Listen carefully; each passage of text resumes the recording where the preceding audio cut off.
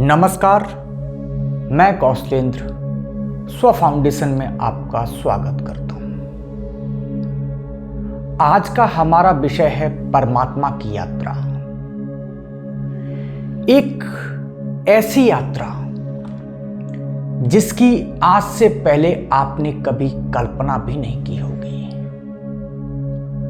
उस परमात्मा का दर्शन जिसे आज तक आप केवल मानते आए हैं, जिसे आज आप अनुभव कर पाएंगे, जान पाएंगे अपने भीतर भी और अपने बाहर भी। लेकिन इससे पहले हम परमात्मा की यात्रा पर निकलें, हमें कुछ प्रश्नों पर ध्यान देने की आवश्यकता है।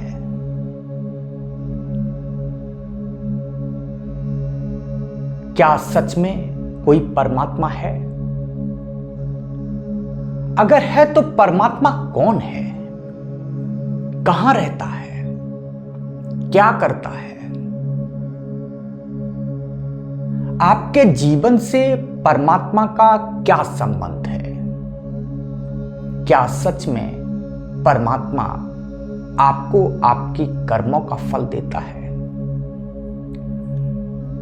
क्या सच में अच्छे और बुरे कर्म हैं, या फिर ये केवल आपका भ्रम तो नहीं है? ये प्रश्न इसीलिए पैदा होते हैं क्योंकि अगर सच में बुरे कर्म हैं तो फिर वे बुरे कर्म क्यों बनाए गए?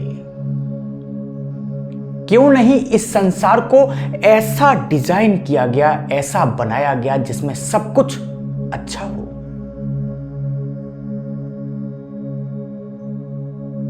तो क्या परमात्मा चाहता है कि आप बुरे हो जाएं?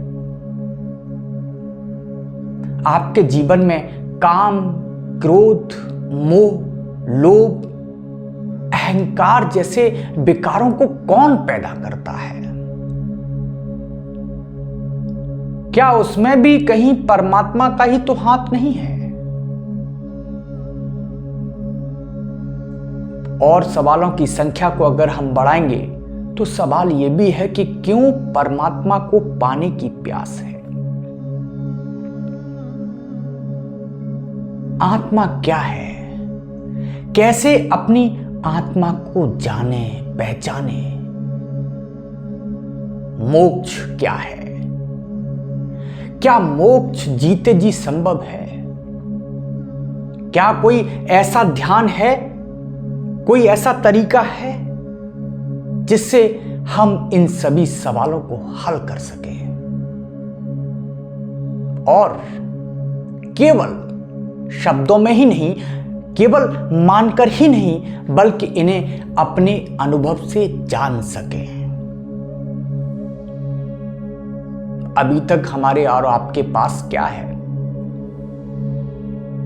अभी तक आपके पास केवल मान्यताएं हैं। मान्यताओं का अर्थ है कि आपने कुछ भी जाना नहीं, कुछ भी समझा नहीं, केवल आपने मान लिया।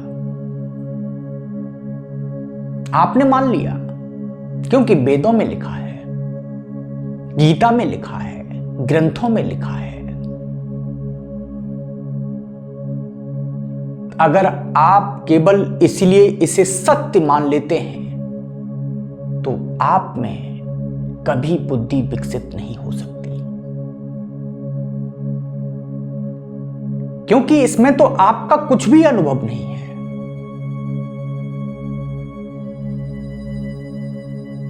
और मान लेने के लिए किसी भी बुद्धि की आवश्यकता नहीं होती है, लेकिन जानने में संघर्ष है। जितना ज्यादा आप जानेंगे उतनी ही समझ आपकी गहरी होगी, जितना संघर्ष उतनी बुद्धिमत्ता। लेकिन जितना चुपचाप मान लेना उतना ही मूर्खता। मान लेना जानने के रास्ते का सबसे बड़ा अवरोध है। जब आप किसी बात को आंख बंद करके बिना सोचे समझे मान लेते हैं तो जानने के तमाम रास्ते अपने आप बंद हो जाते हैं। फिर जानना ही क्या है? अब मान लिया तो फिर तो सब कुछ ठीक है। जब इतने सारे लोग कह रहे हैं कि परमात्मा के ग्रंथ कह रहे हैं, तो फिर संघर्ष में क्यों पड़ना, खोज क्यों करनी? लेकिन परमात्मा इतना सस्ता नहीं है जिसे कोई आपको शब्दों में दे दे और आप उसे पालें।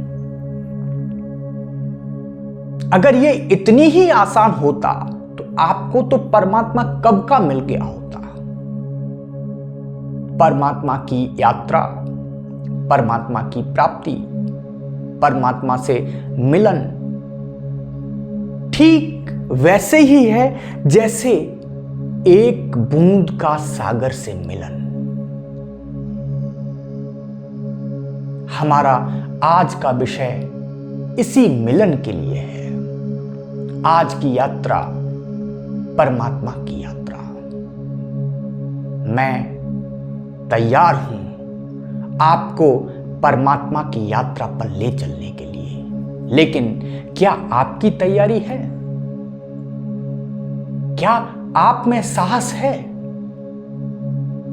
क्या आप अपनी समझ को गहरा करने के लिए तैयार हैं?